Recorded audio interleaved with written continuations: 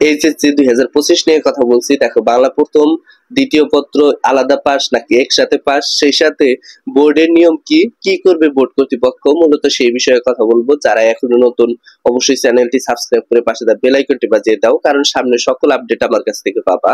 দেখো, বাংলায় এমসিকিউ আর CQ. MCQ 30-এ 10 পেতে হবে, আর সিকিউ যে অংশটা সেটা 70-এ 23 পেতে হবে। এখন আমি বলবো তোমাদের আলাদা আলাদা পাস।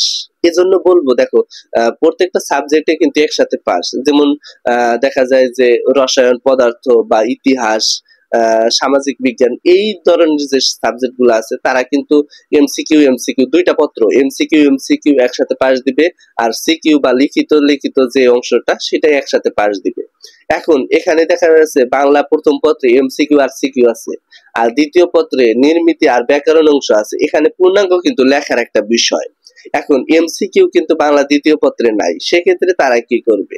তারা দেখবে যে বাংলা প্রথম পত্রে এমসিকিউ তে 30টাতে 10টা হয়েছে কিনা। যদি 10টার কম হয় তাহলে কিন্তু তাকে ফেল দেওয়া হবে। আর সিকিউ যে অংশটা, এখানে 70-এ 23 পেতে হবে। কোন শিক্ষার্থী যদি 70-এ 23 না পেয়ে আরো কিছু কম পায়, সেক্ষেত্রে কিন্তু সে ফেল করবে। এখন বাংলা দ্বিতীয় পত্র রচনামূলক, নির্মিতি আর ব্যাকরণ অংশ আছে, এখানে সব মিলিয়ে 100-তে তোমাকে 33 পেতে হবে। এটা কিন্তু বোর্ড কর্তৃপক্ষের একটা নিয়ম বা রুলস। এই রুলস যাদের হবে তারা কিন্তু 100% শিওর বাংলা প্রথম এবং দ্বিতীয় পত্র মিলে তারা কিন্তু পাস করবে। তবে এখানে বাংলা প্রথম পত্র আর দ্বিতীয় পত্র মিলে তারা পাস দেয় না।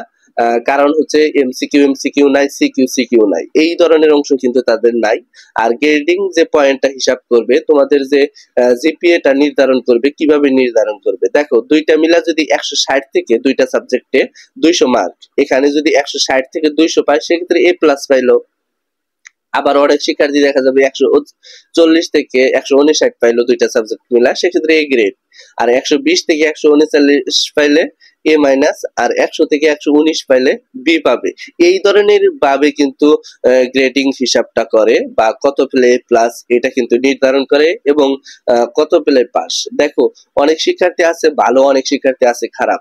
বাংলা প্রথম পত্র অনেকটাই খারাপ করেছে, বাংলা দ্বিতীয় পত্র অনেকটাই ভালো করবে। তবে তারা যখন রেজাল্টটা দেখবে, ক্যালকুলেশন করবে, যখনই দেখবে যে একটা শিক্ষার্থী সর্বোচ্চ নাম্বার পাইছে, তখন কিন্তু তাকে চেষ্টা করবে যে ভালো রেজাল্ট দেওয়ার জন্য, এবং সে অনুযায়ী কিন্তু কার্যকর হবে।